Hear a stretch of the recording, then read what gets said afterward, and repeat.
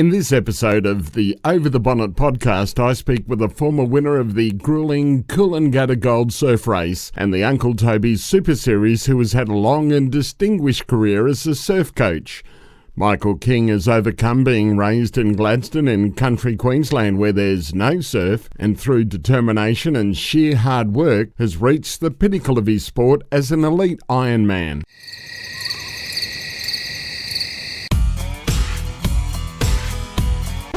Over the Bonnet with Mark Piepers. Well, at least the guests are good. You'll never know what happens with the conversation when it's over the bonnet. You're kidding me, aren't you? Michael King, welcome to Over the Bonnet. Thanks, Mark. Thanks for having me. You're a champion Ironman that's turned to surf coaching. You've just got the Aussies out of the road. They're done and dusted. Let's firstly have a talk about what happened at the Aussie Championships this year. It was a great event, particularly with everything that was going on, throughout Australia and around the world with COVID, etc. To be able to run those championships was absolutely awesome. It was a shot in the arm. It's what the sport actually needed. There's a lot of athletes, missing out last year and, the unknown this year. So just to have the titles is absolutely exceptional. A big shout out to Surf Life Saving Australia, who did such a great job in making it, accessible for all the athletes and all the clubs to be able to go to Maroochydore, Alex and the Lullabar. They all three clubs run the Australian titles, and the job they did and the way they went about it and the way the titles went is a real positive to them. To the athletes, it was absolute joy for all them to get to race. And, the competition was amazing. The standard of competition has gone up another level again. So it was a very exciting and an awesome Australian titles. What do you put it down to, the fact that the level of competition is continuing to improve? I suppose the coaching as well. Now there's more coaches within every club. New South Wales as well now. Like you only sort of had your, two or three bigger clubs in New South Wales, and now it's sort of branching out and they're following similar lines to Queensland where they're getting professional coaches in and allowing the athletes to stay in Sydney and train down there in a professional environment. And I think that just the kids of today, the younger ones coming through just want to be the best they possibly can, and they're just raising the standard. You see it right from 14s and 15s now, their skill component, their race tactics, just the way they go about everything. They are very professional. They want to do well in the sport. And, there's not just a handful. To make a final, which is 16 to 20 people, takes a hell of a lot of hard work, and some good people do miss out. So, the depth and the pathways within the sport and also what Kellogg's produced last year has given everyone a really good opportunity now, when they all know that, that there are opportunities down the line. If they want to make it to the next level, they definitely can if they work hard enough. What is the trick to getting to the next level? What do you tell young athletes? Well, first and foremost, you've got to be, determined to reach your full potential. Without that, you're not going to probably get to where you want to go. There's a lot of coaches and all of these type of people out there, but the will to do something has to come from within. It's the only thing a coach can't coach is the will of that athlete to be able to do whatever it takes, to be able to push themselves, to get themselves up, to take the necessary steps. So first and foremost, you've got to have the athlete have that within them to take that next step. Once you have that, then you've definitely down to the coaching and, trying to help them achieve their goals, but also trying to maximise their full potential. What's changing since you got into the coaching arena? What has changed? What's the biggest thing that you go, yep, got to look at that?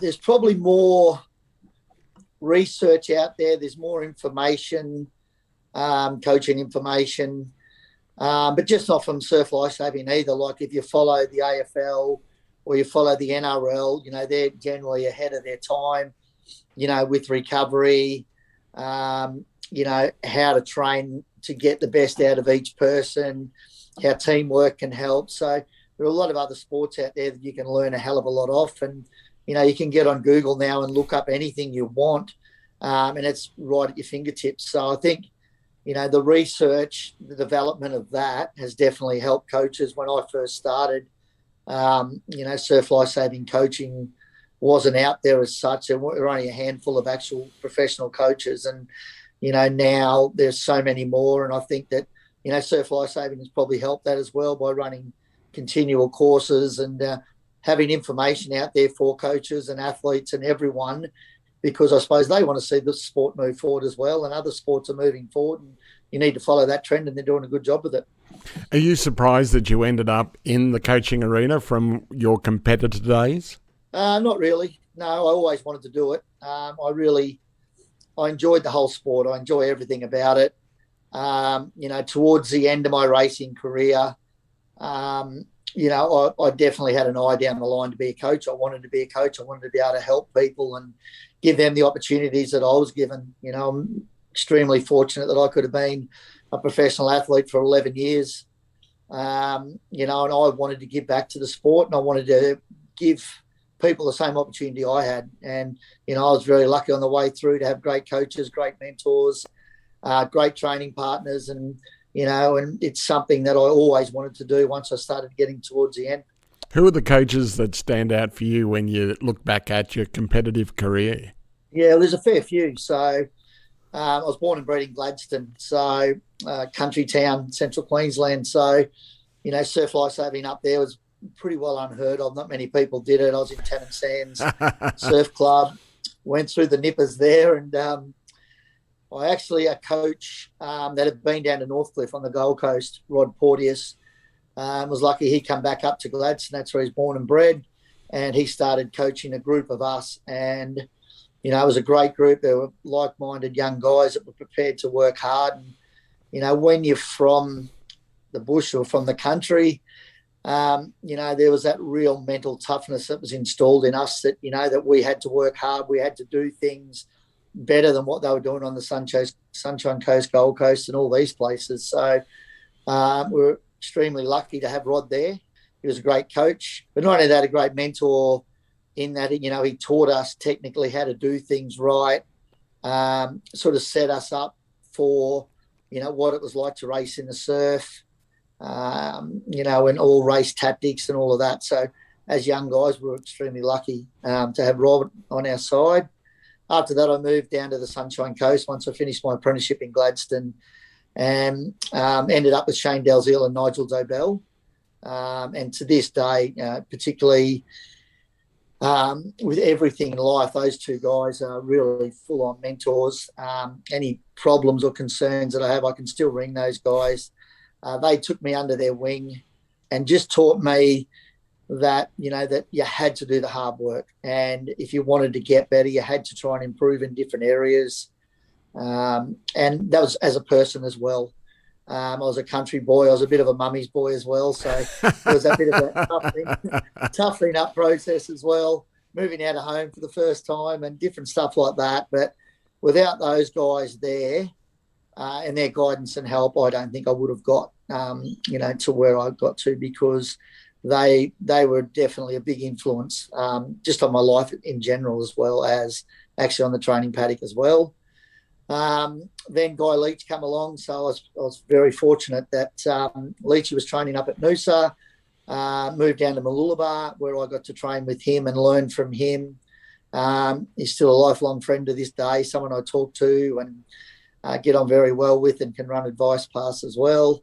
And when he came along, he taught me to be a professional, how to train, when to train, what to do, how to do it, how to race. And the year I won the gold in 91, he was Uncle Toby's Oz Kellogg's. And, without Leachy, I don't think I could have beaten Darren and Dean Mercer that year. Leachy, went out of his way to help me in a lot of ways too, like with sponsorship and different stuff like that. I didn't have a name or a profile or anything. And, he managed to get me all different sponsors and help me out and want to help me out. And, to have him in my corner was a major positive and something that, I'll be thankful for to this day. Then after that, Leachy moved back to Sydney. So I really did need a change. So I went against the trend. A lot of people from Sydney moved up to the Gold Coast and Sunshine Coast for warmer weather. I come across a coach in Sydney by the name of Terry Buck, who was an Olympian, an Australian coach, head coach of the Olympic team as well. So I went down there because I think I needed guidance and I needed someone that could tell me what to do and how to do it and when to do it, and not, like the athlete myself when I was at Leachy with Nigel, Shane, swimming coaches. We were sort of guiding the program as athletes, not actually having a coach, coaching us to be able to reach our goals. So I went down there and I was there for 4 years. They were the best 4 years of my life. Terry coached me, had a very enthusiastic and young group of guys down there that just wanted to train hard, and they pushed me every day. And those young guys end up making it in Kellogg's and Uncle Toby's because they did the hard work as well. So, and not only that, the whole time I was there, Terry was actually teaching me to coach as well. So he coached all 4 disciplines, the same as what I do now. So as I was training and as I was doing all the hard work, he was also telling me and teaching me the process and how it's going to happen, why it's going to happen, why we need to do that. We're also very lucky that he had Brian Sutton there too, and Brian was a swimming coach that coached Malcolm Allen, Lee Haviland, and these guys to the Olympics. He was very, very scientific and very good at constructing a program, and between the two of them come up with a program for the Uncle Toby series. And, without that, I definitely wouldn't have, I don't think, achieved what I achieved in the sport. Were you in the right place at the right time? No, not really, because I had to make that decision. So realistically, it come down to me actually, sitting down and, I had the will to do it. I had the will to want to do it. I was in Kellogg's and I wanted to challenge myself. I wanted to go and race the Trevor Hendys, the Guy Andrews, the Guy Leaches. I wanted to see where I stood in the sport. So the year I made that move was the year I went down and trained with Terry, because I thought that if I wanted to beat these guys, I was already behind the 8 ball because I wasn't brought up on the coast. My surf skills probably weren't the best. So I had to do things different to everyone else, and everything just fell into place. And as he always said to me, you drive this program, you head north. So, there was things there that I could have stayed on the Sunshine Coast and, went about my normal training, hoping, that I was going to achieve my goals, or I could really get out there and challenge myself and, see where it would lead me when I went down to Sydney and trained under a coach, that was big on discipline, which is what I think I needed. In the end, I was guiding my own program. So generally what happens there, you'll take easy options and you won't try and challenge yourself to get the best out of yourself. It's an interesting thing. How did a mummy's boy from the country get such drive and discipline and just desire to achieve?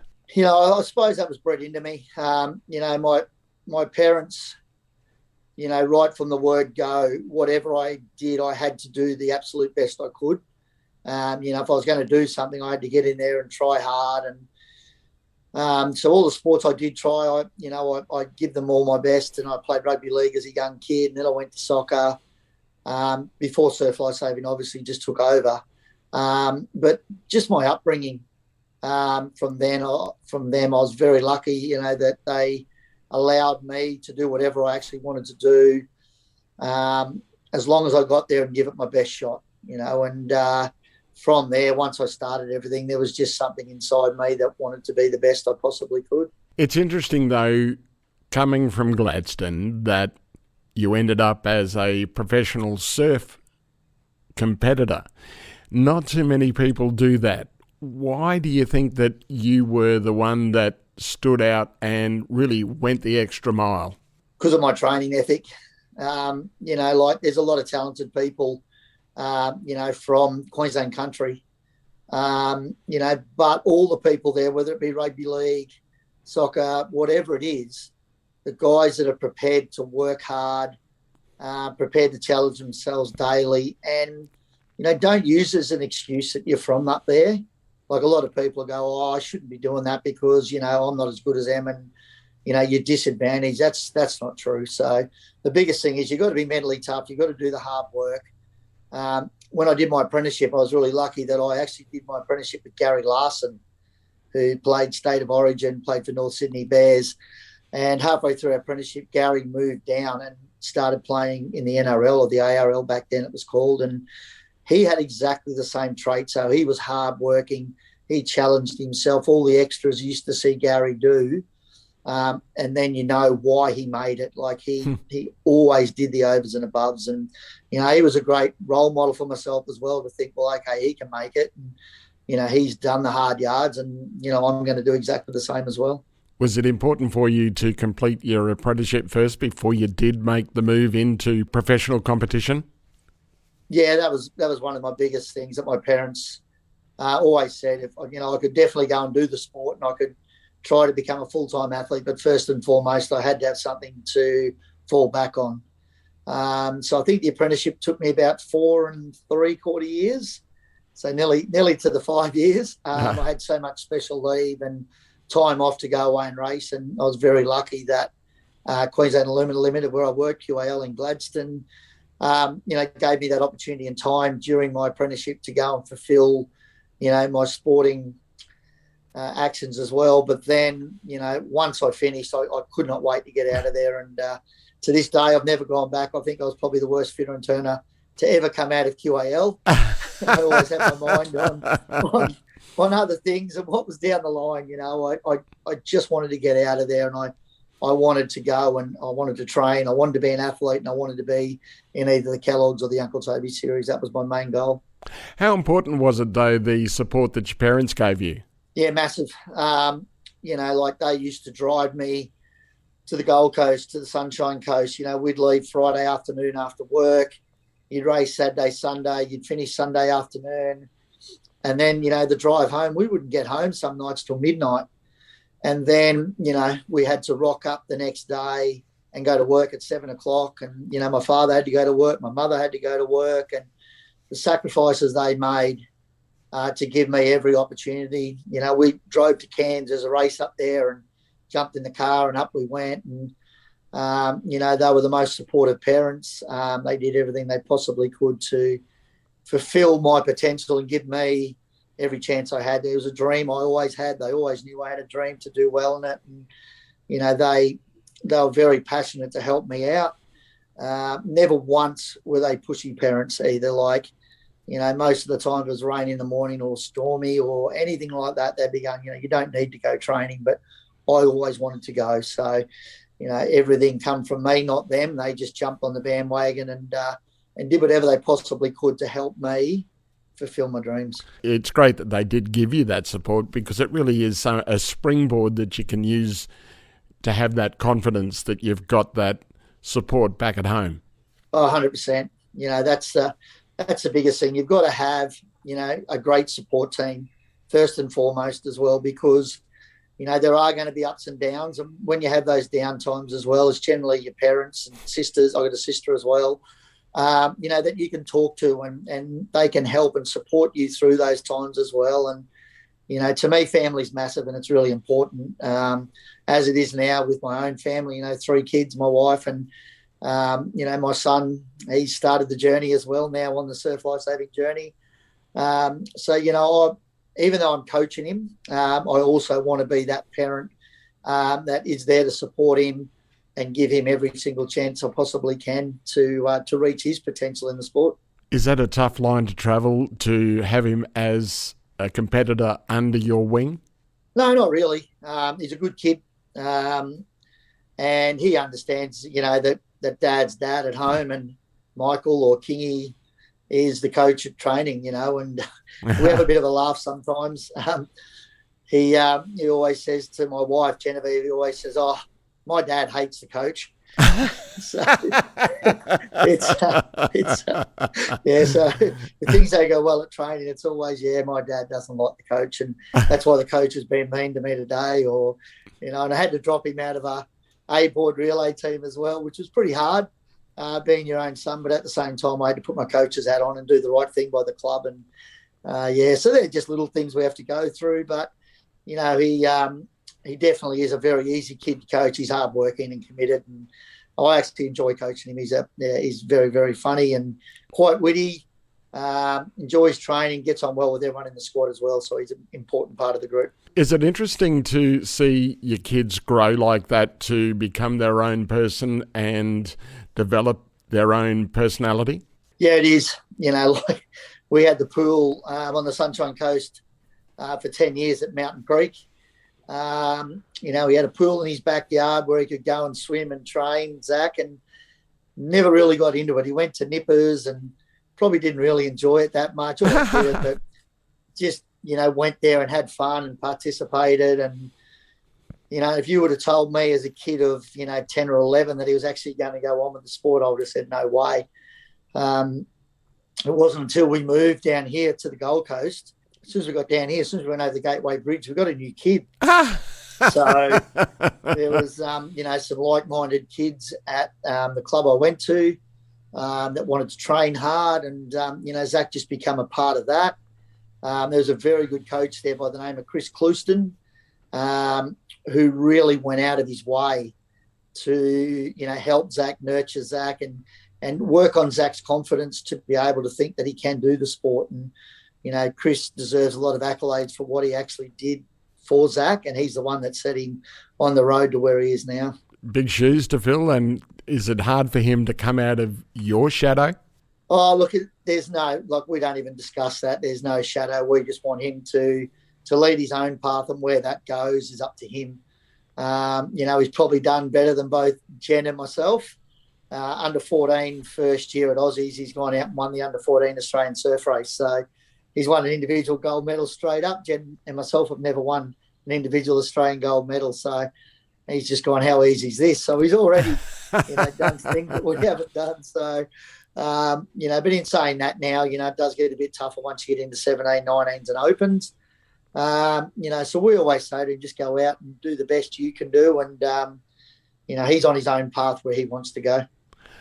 How proud were you when you saw him cross the line?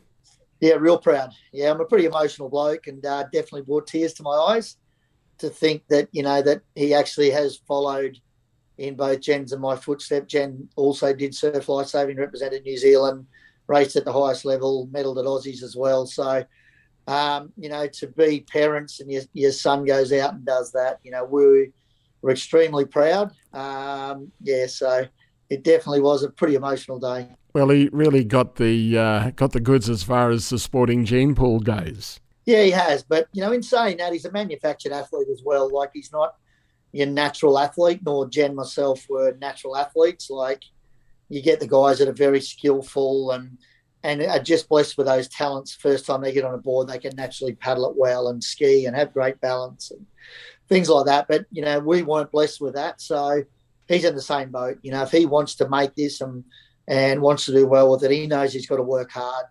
He knuckled down, worked hard, and worked on what he needed to. And, he'll get everything he deserves as long as he's prepared to put in the hard work. You talk about that he's not a natural athlete, and you say that you weren't, but you must have had an incredibly strong mind. Just the grind that it takes, just even when you're training, competing, your mind must be incredible. Well, that's the most important part. Physically, once you get to that top level, or you get to a level within an age group where, everyone's around that same standard, it comes down to being mentally tough and, being prepared to do what the others aren't. But to do that, first of all, you've got to be able to train in that state. So if you don't push yourself at training and you've never been in that state of fatigue and pain, your body just won't allow it when it's racing. And that's what happens to a lot of people. They once they get to that point where it gets really uncomfortable and you got that little devil sitting on your shoulder just telling you to slow down or you don't need to do this, if you've done that at training and you know what it's like, and, sometimes you've got to fail at training. Sometimes, when you get to that point, you do fail. But the more times you get to that point and the more times you keep pushing through it, when you get into a race, it's going to take someone pretty special and someone as hard as you, to be able to beat you on that day. So, it's something you teach yourself, but it's something that also you've got to train. That natural athlete has still got to train at that level, has still got to be able to put up with that pain and that fatigue. So once you get to that point, everyone's in the same boat. You say you're not a natural athlete, yet you still achieved what most people can't. You were elite. Yep. I would say that you're a natural athlete because you did it. Yeah, so all I mean there is a natural athlete is someone like a Trevor Hendy, a Matt Poole, a Shannon Eckstein. They're technically very good.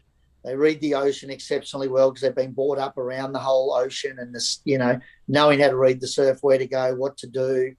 Even their feel. Kai Hurst is another natural. And they're guys that just can do things that are real special. And then sometimes the guys that are manufactured are the guys that actually have to work harder at it to be able to do what they do. So, and generally, it takes that little bit more time, and sometimes under that fatigue and pressure, you'll make those little mistakes. And that's what I mean, the difference between the two.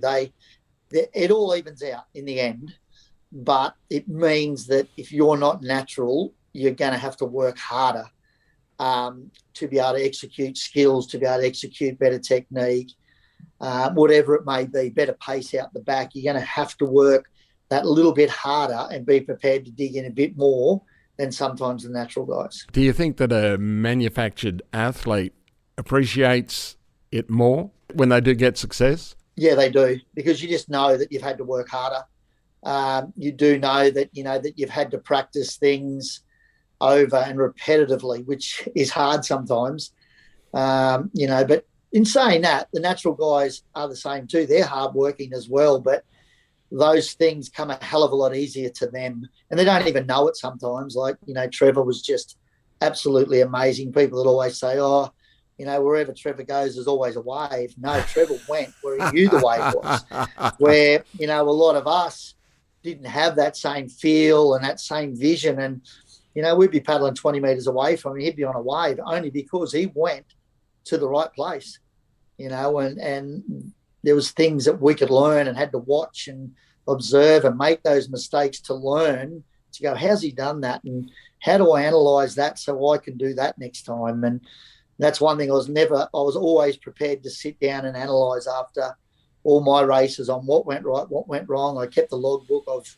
kept the logbook right from day dot.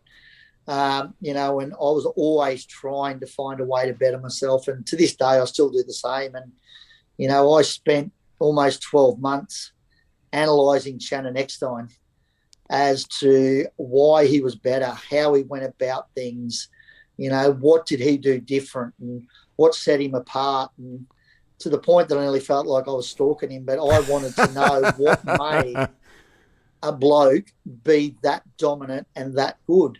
And, that helped my coaching. That helped me with the athletes who I coach, because, I was trying to work out a way that we could, get closer to Shannon, take Shannon on, and then try and beat him, which is something we were able to do. What did you find when you did analyse him so closely? First up was his course management was immaculate. So by course management, I mean is where to go out and where to come in. I remember one day at Newcastle Beach, I put a cross on the beach where he come in, and they had to go through, I think they went through 3 times of each leg. So I put a cross on the beach and thought, okay, what's he going to do today? And he's come in there and he's got the lead. And some of the boys went inside him, some went outside him, but he went straight to that point. For the rest of that day, give or take 10 metres either side, he was on that cross. And yet if I did that with our guys, mate, we were 20, 30, 40, 50 metres. We're all over the shop and not really thinking about there's an easy and a hard way to do everything. We were working just as hard, going just as fast, but skillfully wise and using the ocean and that sort of stuff. He was just putting the cleaners through everyone. So that was one of the biggest ones. And just his skill, through the break, he could just put himself in a position, and then he'd control everyone. So he would be in control. So no one would be taking him on. No one would be seeing whether he has that extra gear. And then all of a sudden he'd turn the cans and then he'd start to accelerate and go to his race pace. So, he was in control of everyone, what they were doing. And, eventually people had to take him on and try and get him out of that comfort zone. All the best athletes in the world look as though they've got time in everything they do. So we had to try and restrict and take that time off him and challenge him to be able to rethink about, hang on a minute, what do I need to do here, instead of being in control of the whole race.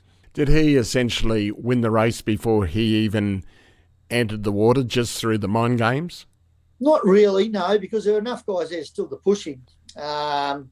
But once he sort of got to the lead, then he just had everyone where he wanted them, you know what I mean? And you'd have to ask him if he thought he had them beaten, but I definitely know that once he got to the front or got to a position where he was in command, that he was going to be extremely hard to beat. Things had to go against him to get beaten.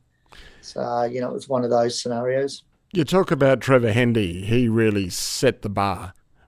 How important was he to the sport? Yeah, massive. He was the pioneer, realistically, of professional Ironman racing. I know Grant won the two Ironmans, 19s and Opens, which to this day still stands. So, Grant definitely got the sport in the spotlight, but then Trevor then took it to the next level. How he did things, the way he went about things, but the way he represented the sport, first and foremost, was the best I've ever seen. He was a full-on professional in every sense of the word. He would go out in the media. He was a well-respected person within the people of sport in Australia. He definitely paved the way for everybody within professional Ironman racing to this day. And now his son is also competing, which is pretty special, with your son following in your footsteps as well. Yeah, TJ was probably the same as Zach. TJ didn't do it when he was younger, and he's in the professional Kellogg series now, and a great athlete. And I know Trevor's the same with him. It's hard for TJ because his dad was an icon of the sport and an absolute hero to everyone. So it's probably harder for him to have that shadow of his dad, but he's definitely gone out there and done well as an individual for himself. And Trev, I know for a fact, is real proud of TJ. Well, there's even Jet Kenny that's making his own mark. How is it? We talked about your son, but all these guys that are coming through because they've got the shadow of their dad that they're trying to eclipse. Are they doing it, this new crop of athletes? Yeah, like you look at Jet Kenny, he's a sensational athlete, blessed with a hell of a lot of speed and a lot of talent. And he's doing an absolute awesome job. So TJ, you look at Jordan Mercer as well.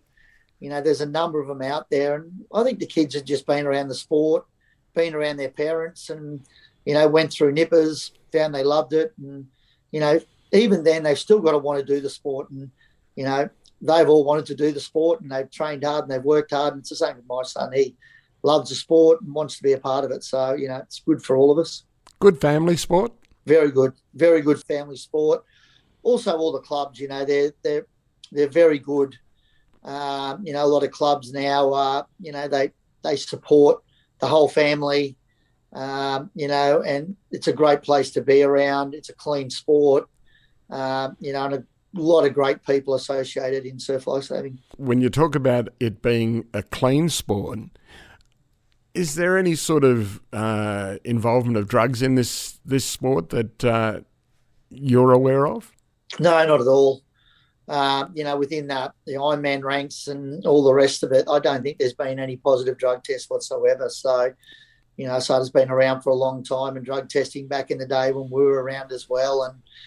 And, it's a sport where, everyone realistically, even if you did want to go down that line, you've still got the elements of the surf, you've still got the elements of luck and everything like that. So, it wasn't worth it with a lot of people. Everyone knew that, you had to do the hard work and that's all there was to it. So, it has a great record.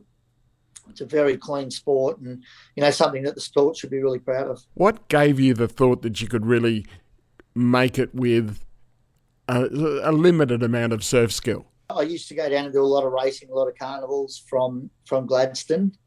And I suppose just the progression that I made. And also we used to sometimes stay behind a day and I'd be in and out of the surf and trying to better myself. Also, we had a place just probably an hour and a bit out of Gladstone, Agnes Waters, and Agnes would get a wave. So whenever the forecast was up and you knew there was going to be a wave there that weekend, we'd go down there and try and spend as much time as we possibly could down there. But, back in the day, I didn't even think about, the skills and all of that. I just knew that I was working hard enough and outworking a lot of people on the Gold Coast and Sunshine Coast, that I would have the determination and that pace to be able to match it with them. And I think that was the biggest thing for me. I just knew that whatever I had to do, I was prepared to do, and I was prepared to do it more than anyone else. That's an amazing trait. It gave me the drive, and I was always driven. I just always wanted to better myself, and it's the same today when I'm here. This year, I'm sitting down now starting to work out programs for the new season, and every year I try and work out how I can better myself first and foremost, what I can bring to the program, and then how I can then go to the athletes and try and get their full potential, because that's my job. I've got to be able to give them the best opportunity and best chance I can to reach their goals. And, it becomes a team effort. And, it's something that I've always been driven with. I'm not prepared just to, think, oh, yes, you'll be right. We'll do the same as last year, or, I'll train like I used to train. You've got to change things. And, I think that's my biggest thing, is that I always want to better myself. I always want to make sure that I'm giving everyone the best chance that I possibly can. And that included myself. I wanted to give myself every single chance I could to be able to achieve what I achieved. Is it harder as a coach or as a professional athlete for you? Definitely hard as a coach. As your own individual self, well, you're in control of your own destiny. You're in control of everything that happened, because, it was just you out in the water, and you couldn't have someone out there to tell you what to do or how to do things. So as a coach, you put your plans in place, you train hard, you do everything you possibly can. But, once the athletes put the foot on the line, it's up to them. So, you want to see them do well. You want to see them all do well. And, sometimes things don't work out. Sometimes they don't get the results, and, sometimes they do. But it's definitely harder that you've got to, take the highs and the lows. And, someone can have a good race, someone can have a bad race. So then you've got to be able to talk to both of them and be able to go through to help them to take the next step or the next race, or whatever it's going to take to get back to training in a positive mindset, not a negative one. So as a coach, you take a hell of a lot on, and, it can get difficult. It can drain you. It can, it can get you down at times, because you're trying your hardest and you feel sorry for the person, that probably isn't performing to where they want to perform. So, when athletes do well and they win, it's on them. When they lose and things go bad, it's on the coach. So I accept that.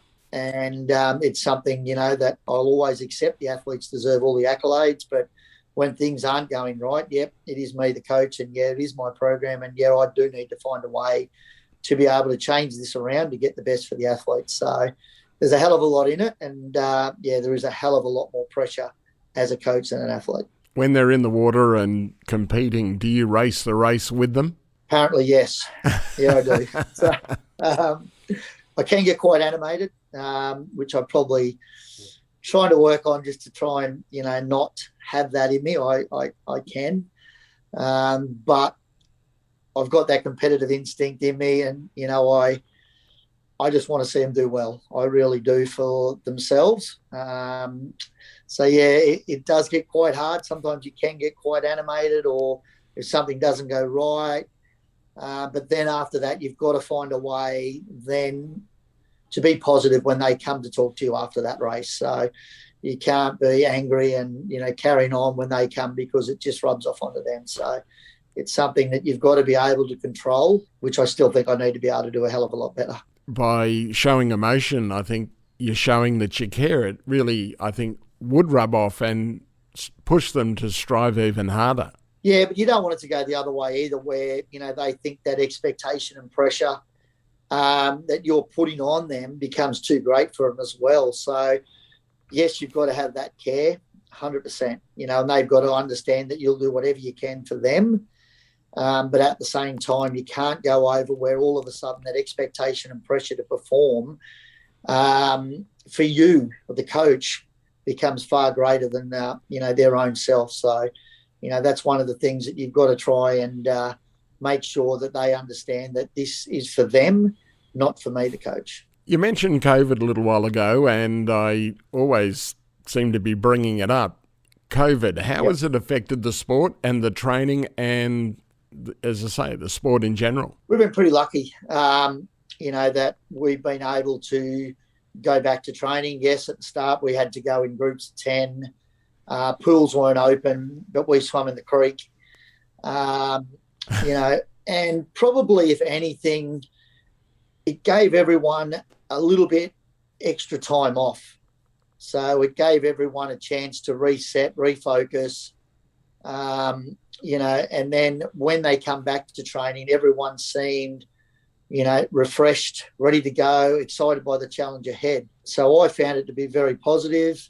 With racing, we were very lucky that we could race. Yeah, we had to sign in, sign out, and social distance and all the rest of it, which is fine. Surf Life Saving did an awesome job to put the event on. I think that we were very lucky at state titles. We had a gentleman come and visit there who was one of the COVID people. So everyone that was at Queensland state titles had to go and have a COVID test, and training had to shut down for that 3 or 4 days. But, other than that, we were extremely lucky. We weren't in bubbles. We couldn't do this or that. We were very fortunate that we could go out and train every day and do what we normally do. So very fortunate. Because when you're out in the water, you're really not too close to anyone anyway. So it must have been something that mustn't have affected you too bad. No, it was good. Like at the start, we had groups of 10. So then we had to have 3 different coaches on the water, making sure that everyone's social distance, and went 5 minutes apart. So as groups, and then when it got out to 20, we were able to go to 20. But if that's our worst problem within our sport, well, it's not much. So, they still had the opportunity to train. So one of the biggest things we had within our group and our club at Burleigh was that, that we had to remain positive. No matter what happened. And, we could only control the controllables. So, if anything happened, we were the first to go, okay, it's happened, let's move on, what's next?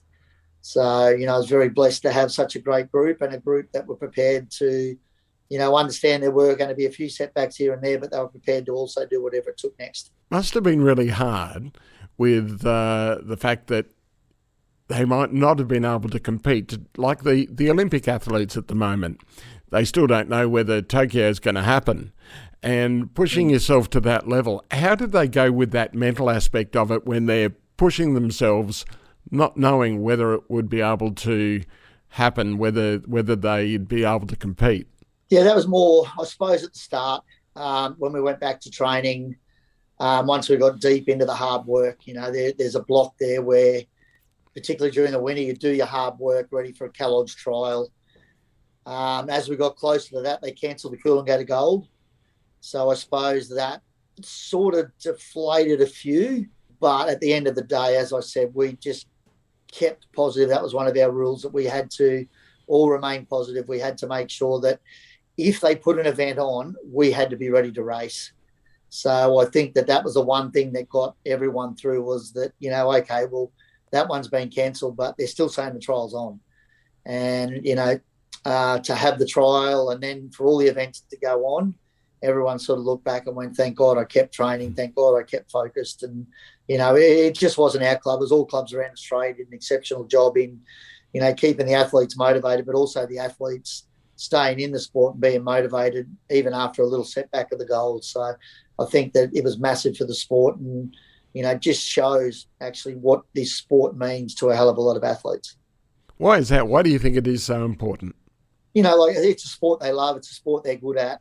And they love training, they love to race, they love the competition, they love the camaraderie as well. When we all get together, all clubs around Australia, there's a hell of a lot of mateship there, and you make lifelong mates along the way. And, to have that taken away from you at the Aussies, was very hard. And then we couldn't see each other, and then we went that length of time. So, I think that all of a sudden, once we could all get back together, there was this real positive atmosphere. And, that's why Aussies, it was an amazing event and just had a really unique feel to it than last, a lot of other Aussies, in that the fact that everyone was really grateful that we could get there, we could race, we could mingle, we could do things that, you just mentioned the Olympics, like, that's the pinnacle of all sports, and they're still in limbo at the moment. And I don't know how they're doing it, and I feel sorry for them. The kayakers have already picked, so the people that are know they're in the team, but the swimmers, they're still preparing for a trial that might be on, that mightn't be on. There might be Olympics on, there mightn't be. I know they're trying to be positive as well, and, hopefully, fingers crossed that they will get the opportunity to do their trial and go off the Olympics and represent Australia. As a coach, how would you be coaching the swimmers and, say, the kayakers, not knowing that the Olympics are going to be on? What would you have to do if you're in that position?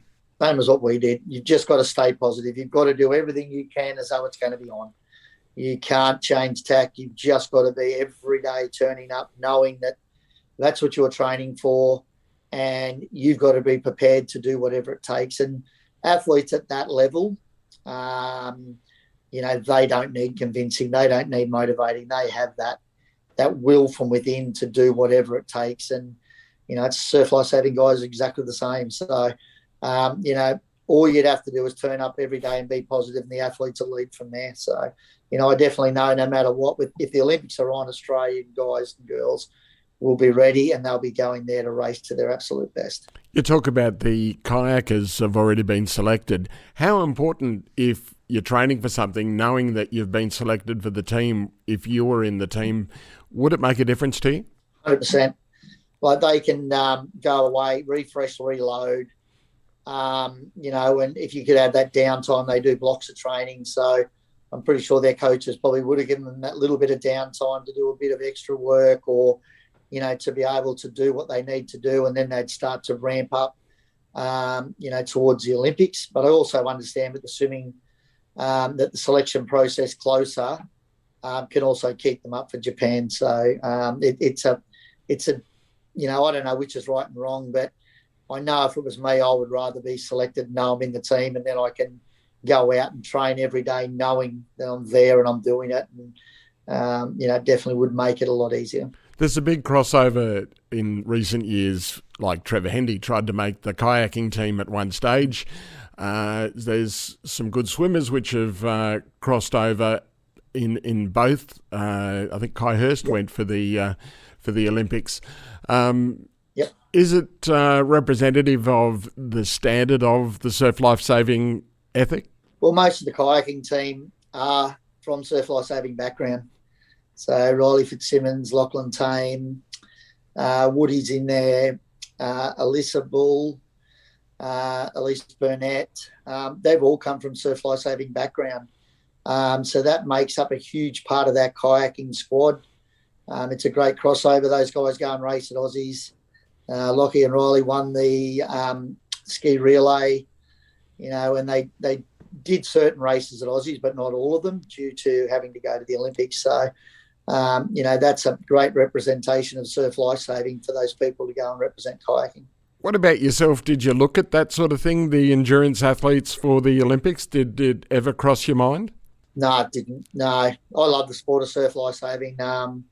It was something I always wanted to do, and I just loved it so much, and I just wanted to achieve in that. So that was my main priority. A little while ago, you mentioned the gold, the Coolangatta Gold, the iconic race. You won it back in 1991. Talk us through what happened. We did a hell of a lot of hard work. As I said, Leachy, I got to train with him, so it was the fittest I think I'd ever been. But we used to do a Manly Gold in the Kellogg series, and I think I had an 8th and a 14th, and I failed at both of them. And it used to be actually in January or February. We used to do that at Manly Beach. So there was always that in the back of my mind that, that I'd failed in a long 4-hour event. So yet again, I knew I had to change things up, and the goal was in October. So that gave me an off season to be able to train. So I trained with Leachy and the Mooloolaba squad, and we trained extremely hard. What I remember about the race was it was a really hot day. Hot and pretty flat, and there wasn't much assistance. So it was a real grind. Everything went to plan, with the ski. I was lucky then to get in the swim and there'd be a pack of us so you could sit in the swim. And then it just went on from there. But the further it went, the more confident I felt due to the work that I'd done and that mental toughness and, everything that I'd ever, all the work I'd done led up to that day to be able to go out and showcase what I could actually do on the big stage. And to win the Coolangatta Gold, such an iconic event, was something, I'll always remember, and it, to this day, is still a massive achievement for me. Your parents must have been incredibly proud. Yeah, they did a hell of a lot of work in the background. My mum travelled with me, cooked for me. We'd take microwaves, we'd take stuff with us, and she'd cook all my meals, have all my carbo loading, just anything I wanted and everything I needed, she just had for me. So she was a massive part of the team in that, on that side of it, she always had me ready. Poor lady, she got driven mad because sometimes I'd be like a caged lion walking around the hotel room just waiting to race, and she'd be in the room with me, the poor thing. So it would be good for her sometimes. But, I was very lucky, and something that I suppose that I could actually repay them to say thank you. Everything you've ever done for me, today was all about that. So it was a great moment for our whole family. It might be an individual sport in many respects, but there really is, it's teamwork. Yeah, it is teamwork. And, I was very lucky too that I had Nigel Dobell and Shane Dalziel, Phil Perrin and David Moles were handling for me.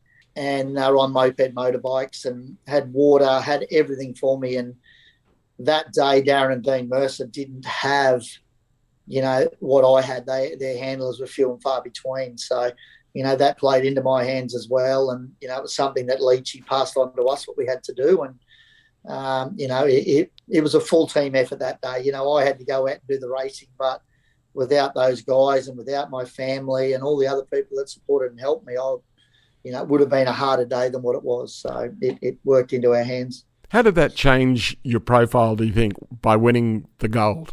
Yeah, I suppose it did, but at the end of the day, I was a country boy and I didn't really let those sort of things affect me too much. I just wanted to come back and train hard. And, probably one of the biggest things, probably with nippers and that sort of thing, people recognise you a bit more and you could go back and give back to the younger kids, which was, which I really enjoyed to do. I was a shy boy as it was. So be able to give back and be recognised was still nice.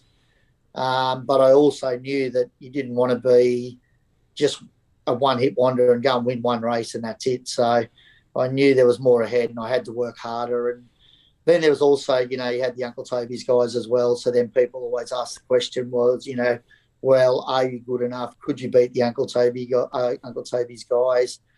So there was always that in the background as well. And they had a lot higher profile than us and deserved it. They were the better athletes at the time. And so, as I said before, it was always my goal and my ambition to go across to Uncle Toby's and race those guys and just to see where I sat in the sport for my own mindset and sake. Cereal Wars, Nutrigrain, Uncle Toby's. It put the sport on the map. Why do you think that is? I suppose it was more about Kellogg's and Uncle Toby's than the athletes. Two cereal brands at war to try and get supremacy over each other. And, Grant, Lisa, Kenny, Curry Kenny got that up and running along with Mick Porra.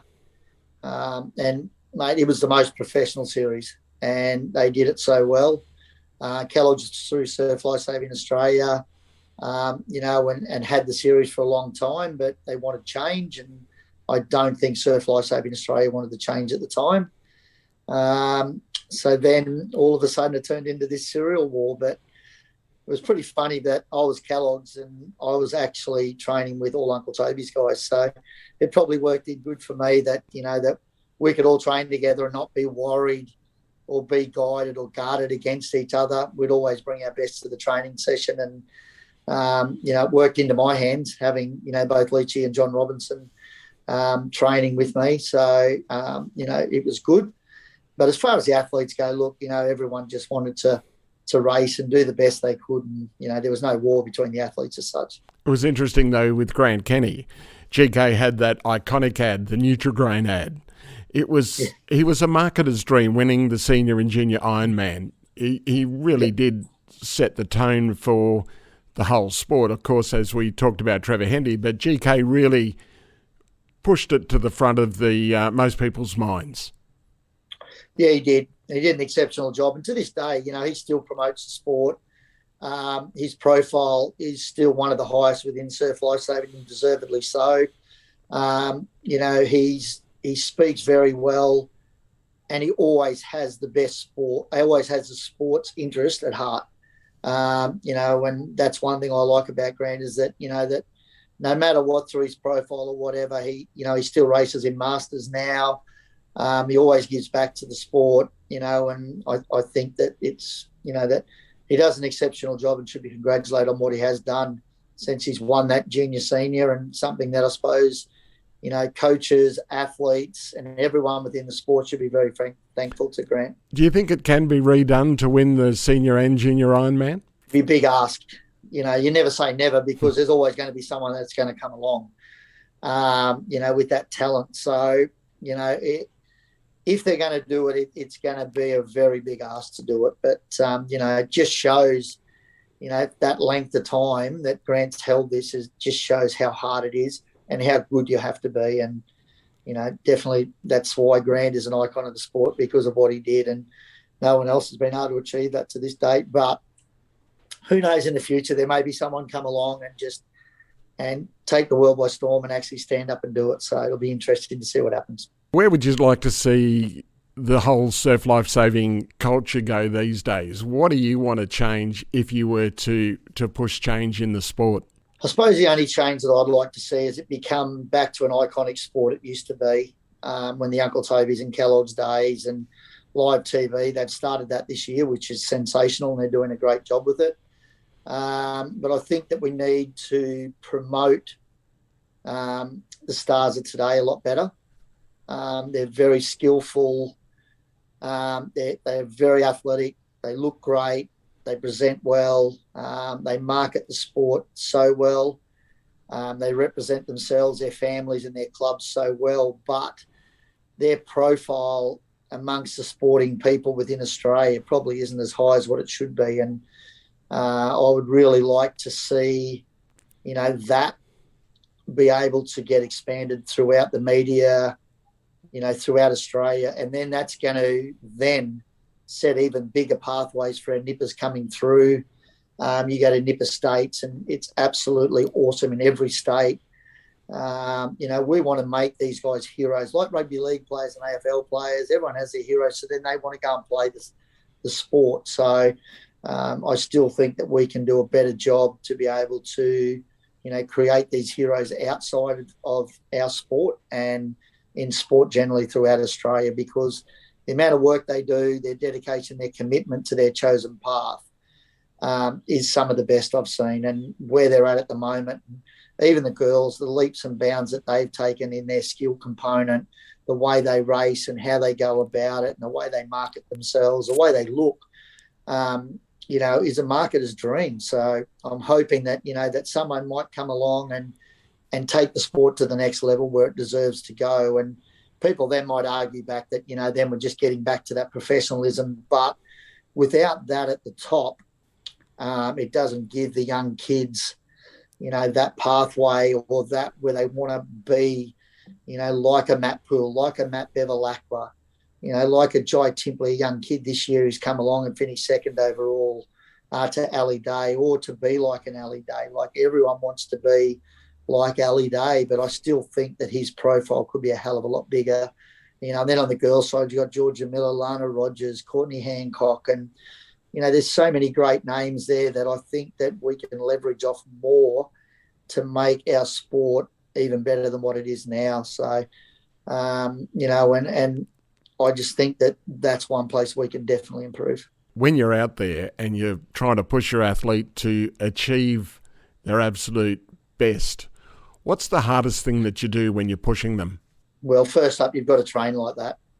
That's first and foremost. Like if your body doesn't go, it never knows. So if you don't go to that point, it's never going to know what it feels like. So first and foremost, if you haven't done it at training, if you've taken shortcuts or easy options at training, when it gets really down and dirty and gets really tough and, everything's screaming, your mind's racing, you've got to train that first and foremost. But when you get to that point, you've got to go back to basics.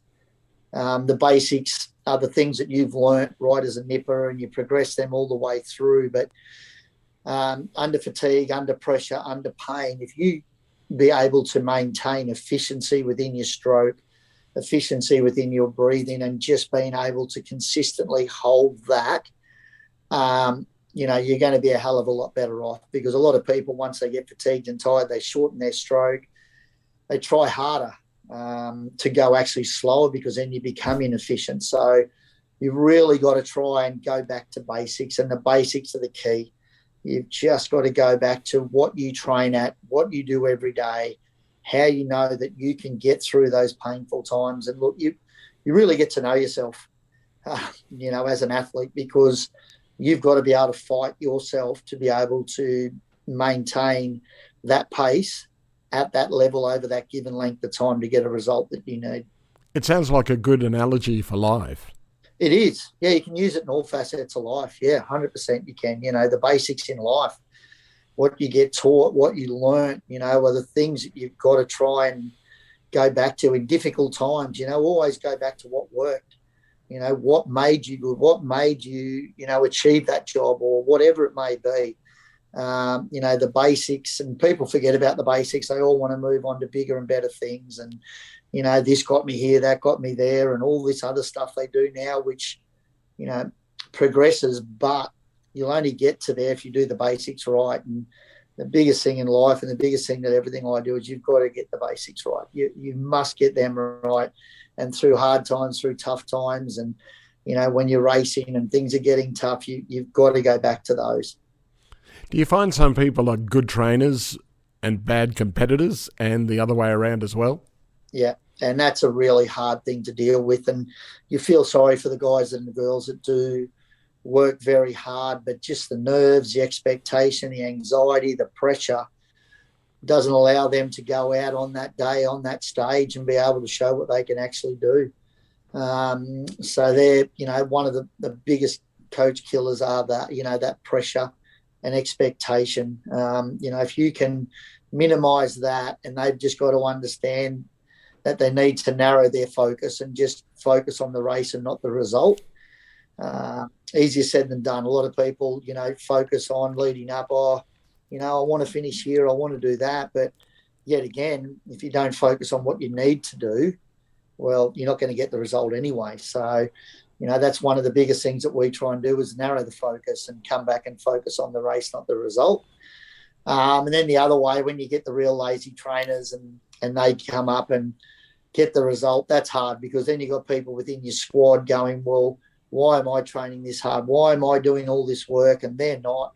They're getting better results than me. And, it becomes a real thing where you've got to be able to then talk to them and talk them through it. And it's hard. That's the hardest one, when you come back the other way, that some people are just natural racers. Some people, the pressure and the stress and all of that doesn't faze them.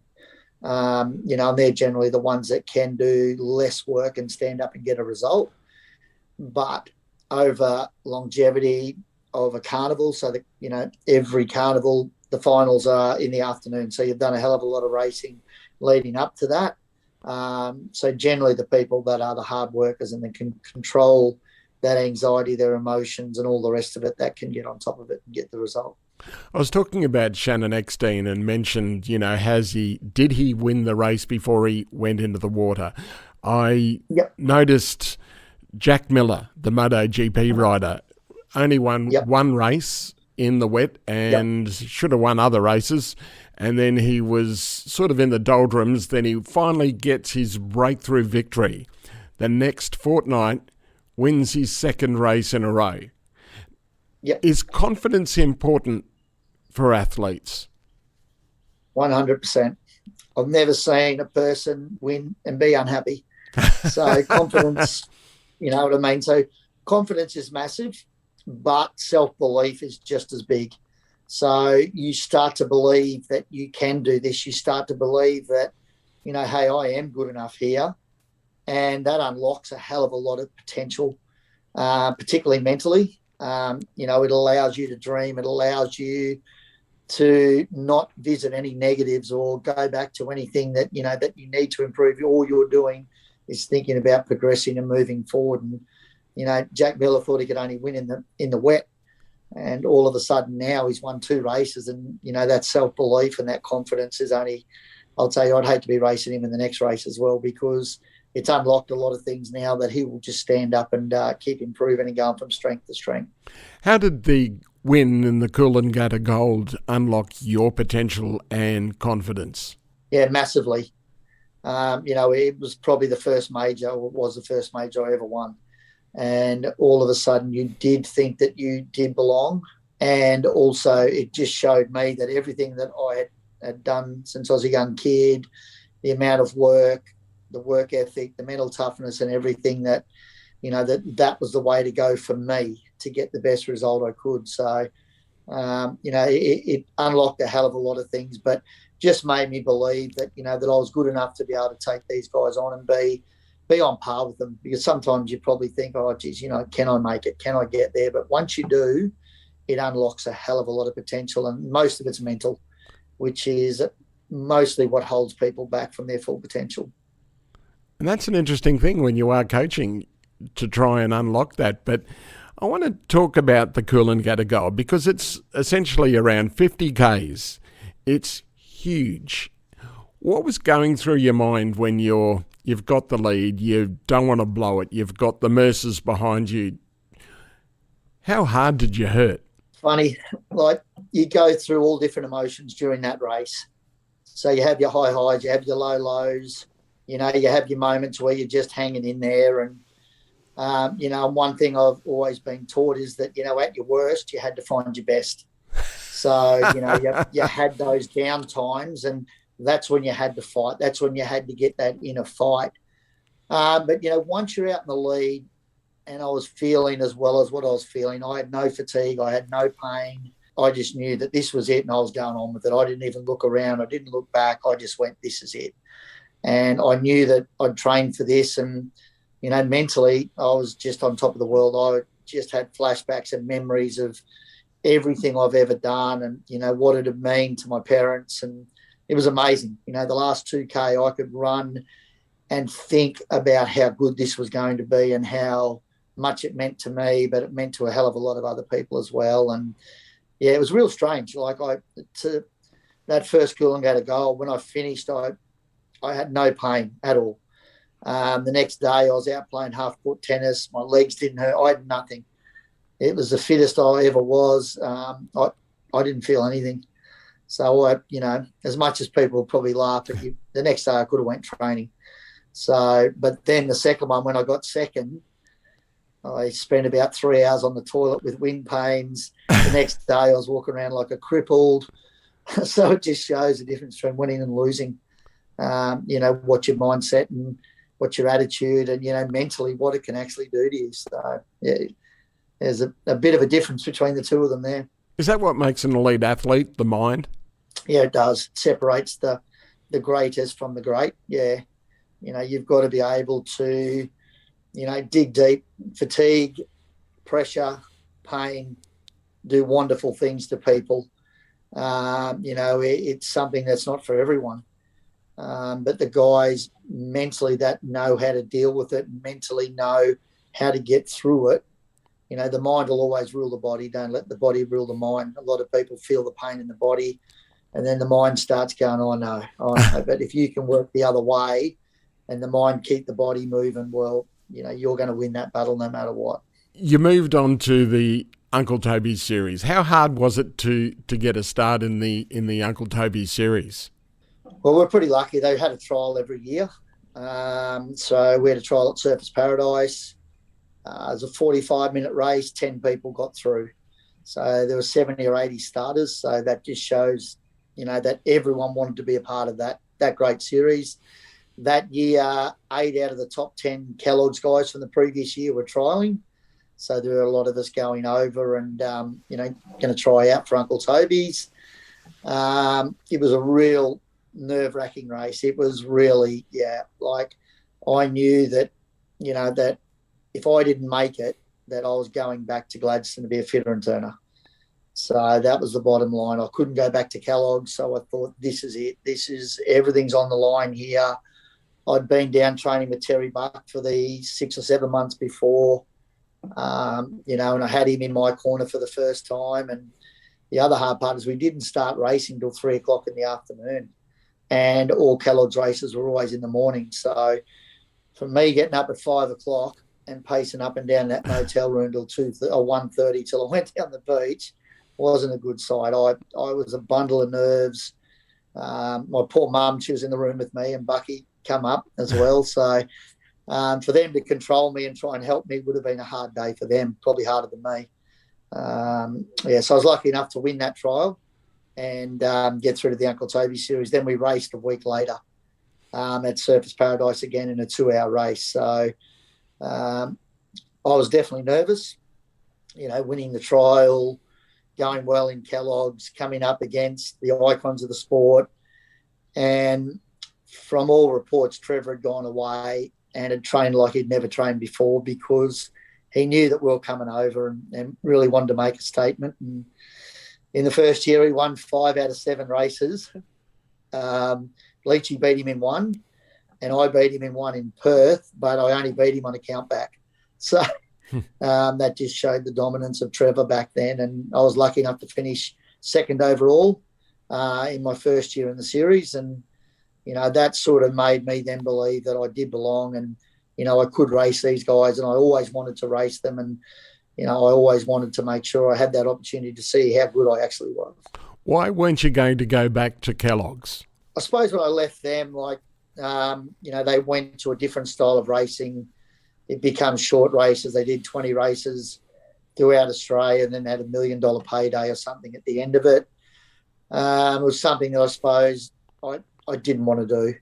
At the time, I wanted to race endurance races and I wanted to race the best people. I thought that my days were done at Kellogg's. I went over there, I raced Darren and Dean and everyone that, that Kellogg's had, but there was always this unknown of, I've got to get over here and I've got to race these guys. And the great Benny Pike, he challenged me in more ways than one. He always wrote, stuff up in the papers that, I did well, but how good was I? And, could I match it with the Uncle Toby's guys? And, I understood what he meant by it, but geez, it used to fire me up and fired my sister up one day. He turned up at the races in Gladstone, and I don't think he's been verbaled like that before in his life.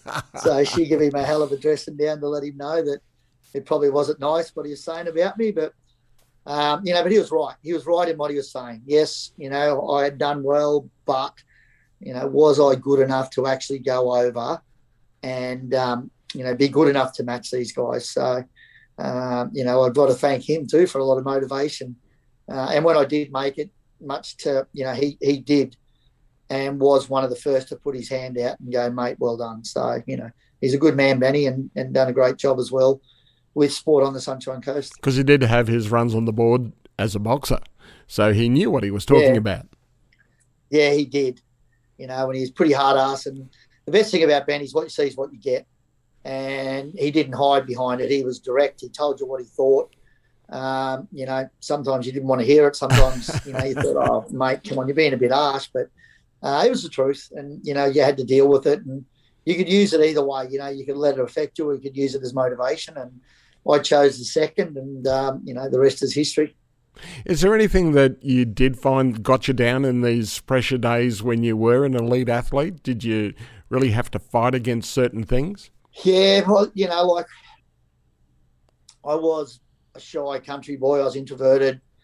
I really didn't like doing the media stuff. I found it very hard. I really did because, around my group of friends, I was fine and my circle of trust. But outside that, I was very shy. I can remember going to promotions, to media conferences and stuff like that, and sweating profusely. The anxiety was just so bad. And, I think I suffered with that a lot when I raced. And I think that took away from me being even better than what I could have been.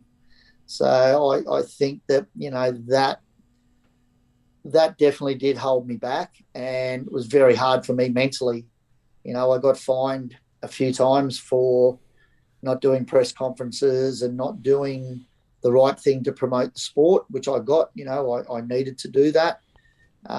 Even when I won the series in 94, 95, I found it very, very hard, to be that person, to be number one. I found it hard to wear number one. I probably didn't believe in myself, but just that anxiety of, having to live up to expectation, or that anxiety of having to front the media and all the rest of it was something that I had to deal with my whole career. I've never really spoken about it too much at all. People that know me obviously know, but it was very tough and very hard, and something, that I had to dig deep. And, I was very lucky. I did see sports psychologists. I've seen a very good one on the Sunshine Coast. He used to travel with me. And without him, as well, he was a massive part of everything I did, and, got me to a state where I could actually race. If I didn't have him, I don't think that, my career would have been as long as what it was. Just that, it was just extremely hard and taxing on me. I'd spend so much energy, trying to get over my fears and the anxiety of what was going on outside of that. And, that became hard, and also injuries. I copped a few injuries along the way, particularly towards the back end of my career. I had a hernia, had to have a hernia op, and that set me back a bit. And then I got my ribs broken in a race. Holy smoke, what happened? I got hit. I got backshot on a wave on the ski, and someone hit me in the ribs from behind. So at Gilwa Beach in South Australia. So I was going well in the series to that point of that year, and then all of a sudden I was out for the series. And they're setbacks that are hard, particularly as you start to get a bit older. Things become harder. And that sort of got to the point where I thought, I don't know how much longer I'm going to have in this sport, because it was getting tougher. It was getting harder to stand up and perform. And probably all the hard work I actually did do over those years before, without much science to it. Like, we just trained hard. When you rested, you were sick, so you rested then. Or you're injured, that's when you rested. That started to catch up with me as well. So, that was hard, fighting with those little things along the way. And, you started to lose that confidence, that self-belief, and, that mental edge as well. So they're the little things you had to work with as you got a bit older. When you won the Uncle Toby's Super Series, you didn't win a race, and there was a lot of adverse publicity and media at the time. How did you cope with that? Not good. Not good. When an icon of the sport comes out and, probably in some way states that you're not good enough to win because you didn't win a race. And, that affected me pretty badly. And then I had a lot of people, questioning, whether, you were good enough. And, you knew that there was talk in the background and all the rest of it. But, the thing was, I didn't set the rules for the series. I just raced, and I raced to the best of my ability. At the end of the day, I was good enough, to win the series. I wasn't the most talented bloke in their series. I wasn't the best. But I was the bloke that was consistently good every time I raced. I'd put my hand up no matter what. I'd fight right from the start to finish. I would get into a scrap. I would do whatever I possibly could. If it meant finishing 7th or 8th, I would fight for that position. And, that's something I'm proud of to this day, is that no matter what, like, if you want something bad enough, sometimes you're not going to be the best. Sometimes you're not going to be the most talented. And sometimes you just got to fight for every point. And, at the end of the day, I did that, and I was lucky enough to come out on top. But, it really did hurt me. Yeah, it did 100%. And, from Uncle Toby's point of view, yes, I won their series, but I wasn't their number one athlete. And I don't think that they really wanted me to be number one either, probably because of the way I was as well. And I get that. These guys promoted this sport and made it what it was. And, you got a bloke in there that's shy, nervous, anxious, and all the rest of it. And, hard to promote. Well, they have to go beyond me to get the real people up to promote their series. And you did win races in the series. That's the thing. I only won one race. So that was in the first year I was in the series in Perth. So I was lucky enough to win that race. It was a hot day. It was dead flat. So that brings me back to my Tannum days. I just ground everyone into the ground. I just kept going and going, and fortunate enough to come out with a win that day. But that's all I had. But I was consistent enough to the first year in the series finish second overall. The second year I won it. And then the third year I finished fourth. So, over 3 years, second, first and fourth, I think I was consistently, good enough. And then the year after that was when I got injured. So then things got a little bit tougher and harder after that. So, but in my own self, I knew that I was good enough, to be up there with the best of the sport. But some people didn't see it that way, and that's life. Must have been great, though, to challenge yourself and want to put yourself against the best, and you competed with them and you challenged them and you were right up there with the best. How did that feel? Yeah, really good. Like, I can always finish now, and when I did finish, I can always look back and say that I raced the best people in the sport. I challenged myself to see where I sat, and I raced them over all different distances, in all sorts of surf. And, at the end of the day, I've come out going okay. So, I was always happy with that, to know that, had I stayed in Kellogg's and not raced Uncle Toby's, at the end of my career, I would have not been happy with myself, because I was always taught you race the best, you don't avoid the best. And I always wanted to get over there and race them. And, I had that opportunity. I got over there and raced them, and, it worked out pretty good. You did a 15-year stint at Mooloolaba as a coach. Talk about those days. Yeah, they were great days. I coached a lot of great athletes over those 15 years. I had great support from great people in the club. Doug Drury was president for 20 years. Danny Shear was director of surf sports. Larissa Fry was in the office area as the administrator. And I had a great base of people around me that allowed me to go and do my job as a coach. As you know, with committees and clubs, there's always fors and against. People are with you, people are against you. But I was lucky. I was actually working for the director of surf sports, a club, not actually the committee, which worked extremely well. And, they were great years. Years I look back on fondly. I had a great group of athletes, a great training ground. We were lucky enough, my wife and myself got the lease on the Mountain Creek pool. So that gave me 10 years where I could control the whole program. And the athletes that have come through there to going on to win series, to win golds, to even the ones who have reached their full potential, is something I'll look back on with fond memories. And that I was really grateful that I got to coach the people I did, and the people that went out of their way to come up to the Sunshine Coast. A lot of people moved from all over Australia to come up and train with me. Is something I'm forever grateful for, and know that that they were very loyal to me, and I gave them everything I possibly could as well. Because essentially you put Mooloolaba on the map as far as surf life saving goes in competition. Yeah, it did. It made Mooloolaba, a place where Ironmen, Iron women, surf competitors come to train, and it was very important that you have a good club on the Sunshine Coast, and we were fortunate enough to do that, and and something that as I said, I'm very happy and very lucky to be able to say that I had so many great years there. Then they decided to withdraw funding, and you're essentially out of a job. How did that all come about, and how did you feel at that stage? What did you do? I found out, that things weren't travelling that well at Mooloolaba. And I went and asked a few questions. Everyone told me that it was all fine. And then we ended up having an AGM. Positions changed. And then all of a sudden, I still had 3 years to go on a contract there.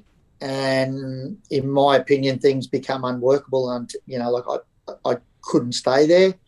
A lot of the athletes were in the same mindset. They wanted to move on also and be able to get some funding, for what they have done. So, they were very loyal in the fact that they got not much support, not much, they didn't get paid from the Mooloolaba whatsoever, much to what everyone thought. So, at that stage, I was happy that they could actually go out and move on and people were prepared to pay them. They could make money from what they have achieved. So we always had this purse before performance. So, if you're putting the money before your performance, you find it hard to make it. We always put performance first. And these guys had performed. They'd made it to the top of the tree. Therefore, then they could go and deserve to get the money they deserve. So, which I was happy about.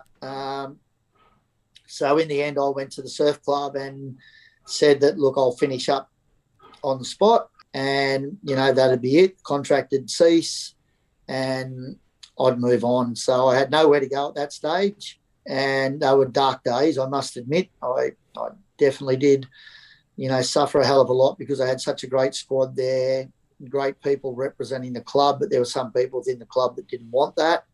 And that's fine. I get it. Yes, I moved on. I had to go out and look for another job. What happened? I put in for a job on the Gold Coast. I had to come down for an interview and went for an interview and actually got that job. So then we had to make some really big decisions as a family. We lived on the Sunshine Coast for a hell of a long time. The kids were in school, the older two. Then we had to work out exactly what we wanted to do and how we were going to do it. I can still remember sitting there telling the kids that, that I'd got a job on the Gold Coast and that I was going to be moving, what they thought of it, and the tears and everything that went with it. It was a hard time on our family, but not unlike anyone else. Like, people go through this all the time, and it's something we had to deal with and had to make a decision. And once we made that decision and we're happy with that decision, we just went, let's go on with it. So, yeah, we moved to the Gold Coast, so down to the club down here where I had the opportunity to coach there for 5 years. So it has been described as a blessing in disguise. Oh, look, no, I wouldn't say that. You think the grass is green on the other side, but there's always bindi. So, first 12 months were good, but then after that, there were things that started to change and happen. And, there were the different warning signs, I suppose, and it made it quite difficult for me as the coach, and something I had to deal with. But my loyalty to the athletes I coach was the thing that was far greater than the club I was at. And I wanted to hang in there because they were, good enough to give me the job there. And, I wanted to fulfill that obligation and make, the club everything I possibly could. And, at the end of the day, it didn't turn out, but, that's life. Okay, now these days, you're in a good place? Yeah, 100%. So after COVID, I was lucky enough that a current coach at the club, Burley, had resigned. And then they come to me. I had an interview with them. I had a couple of discussions with them, and it felt great. So I accepted the job at Burley, and honestly, it's the best thing I've ever done. Like, now I'm at a place where I'm happy, where I can go and do my job as a coach. I have great support there from the committee, the executive committee, my director of surf sports, the old boys within the club. They have an old boys group, life members, and all the competitors. And we had a huge influx of people join the club with me. and the way they've joined with the people that were there, the existing members, has been seamless, and something that, that I'm extremely proud of, and proud to say that I'm a massive part of early, and I'm definitely looking forward to the future there as well. One of the things that I just want to mention about the camaraderie in the sport with the squads, the training, the get-togethers, as you said, how important is that camaraderie in surf lifesaving? It's massive. Like the sport probably doesn't have the most prize money or the biggest prize pools and things like that. So somewhere within there, you've got to have a social side as well. And it's something that, that this club does so well. We're always having social functions. We have a patron at the club that puts on a patrons night. And, that social side of things has brought a whole squad together and has brought the whole club together, just by having all these different functions and feeling welcome and wanted, and, to be a part of such a great, iconic club. You're an absolute inspiration, and it's been a pleasure to share some time with you. And I think the message of what you're sharing with your surf athletes really is life coaching. A lot of people can take away that pushing through adversity. So, Michael King, thanks for joining us over the bonnet. Thanks, Mark. Thanks for having me. It was really enjoyable.